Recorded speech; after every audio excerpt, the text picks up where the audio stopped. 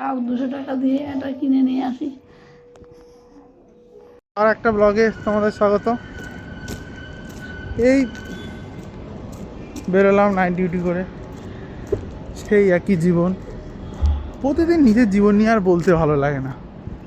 দেখো সকালবেলা তাড়াতাড়ি বেরিয়েও লোকে তাড়াতাড়ি বাড়ি যাবে তো বাস নেই। মানে এই দেখো শিক্ষকদের আন্দোলন চলছে এখানে, আর এখানে দাঁড়িয়ে রয়েছি। বোরিং জীবন ভাই, তাও লেগে থাকা, জীবনটাকে পাল্টানোর জন্য আপ্রাণ চেষ্টা করা। বুঝতে পেরেছো? এই দেখো কীভাবে, এই দেখো কীভাবে খেয়েছে ওখানে ফেলে রেখেছে। ফাইনালি সবসময় মুখে N95 মার্ক দিতে ভালো লাগে না।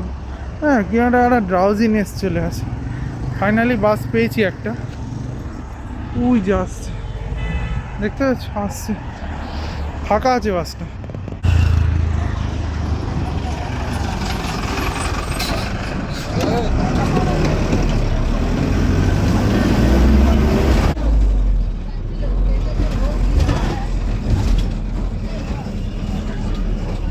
তো ট্রেন চলে এসছে।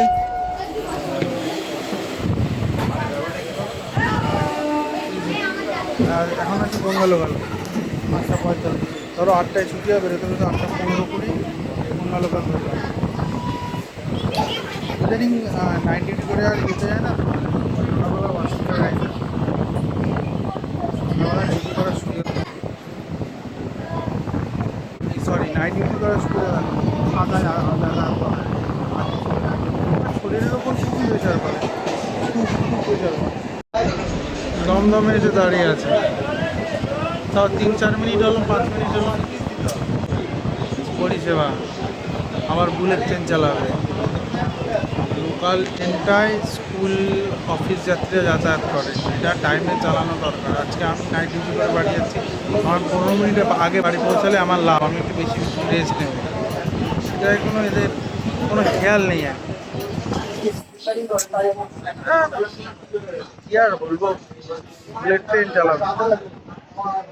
ফাইনালি বাড়িতে। তাহলে কতক্ষণ লাগলো?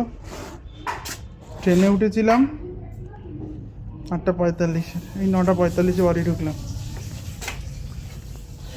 1 ঘন্টা,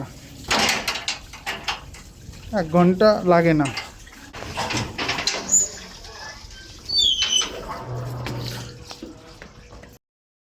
তাও 200 টাকা দিয়ে এটা কিনে নিয়ে আসি।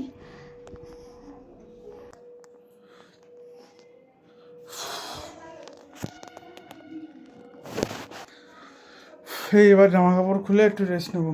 আর কি করবো, এসিওটা আজকে শিখতে হবে, এসিওর বাকি ক্লাসগুলো সব শেষ করতে হবে আজকে। আজকে এইটুকুই। এই যে ফাইনালি ব্রেকফাস্ট করা হয়ে গেছে, ওখানে একটুখানি শুয়েছি, কিন্তু ঘুমোলে তো হবে না, একটু কাজ আছে, সেইগুলো করতে হবে, একটু পড়ারও আছে। দেখতে পাচ্ছ শুয়ে শুয়েই বানাচ্ছি তাই ভিডিওটা, এত টায়ার্ড যে এখন উঠে বসার ক্ষমতা নেই। আবার কালকে নাইট ডিউটিতে যেতে হবে, কষ্টের জীবন। আবার সেই ঘুমিয়ে পড়েছি বেশিক্ষণ, তাও 1 ঘন্টা। এখন গিয়ে তাড়াতাড়ি পুজোটা দিয়ে আসি।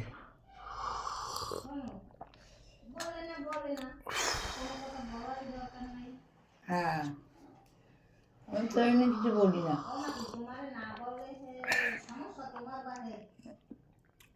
এই দেখো চোখ মুখটা কিরম লাগছে না, বেশ ফোলা ফোলা লাগছে।